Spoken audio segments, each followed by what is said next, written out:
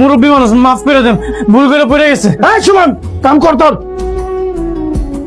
এই সুমন, বাড়িতে কাম করা, আমি ফোনটা ধরে আসি। হ্যালো মুরব্বী, কপালে লাগে নাই তো?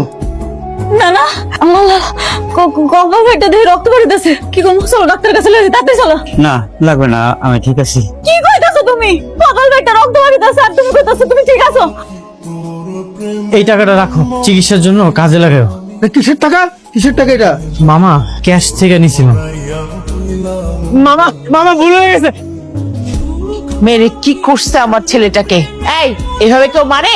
আপা না বলে ক্যাশের টাকা খরচ করতেছিল, তাই মাথা ঠিক রাখতে পারিনি। তুই এভাবে মারবি? খবরদার, আর কখনো আমার বাবুর গায়ে হাত দিবি না। আমি ওর সৎ মা হলে কি হয়েছে, ওর ক্ষত দেখে আমার বুকের ভিতরটা ফেটে যাচ্ছে। মা, আমার আসলে কোনো দোষ নেই। আমি অনুমতি ছাড়াই ক্যাশ থেকে টাকা নিছিলাম। মামা আমার তুমি মাফ করে দিন। ঠিক আছে, তোর উপর আমার আর রাগ নাই। বেশি ব্যথা লাগতেছে বাবা? মামা এই যে মা শেক দিয়ে দিছি, তুই তাড়াতাড়ি সুস্থ হয়ে যাবি। এখন ঘুমায় পড় বাবা, সকালে কাজ আছে। ঠিক আছে, ভালো হয়ে যাবে।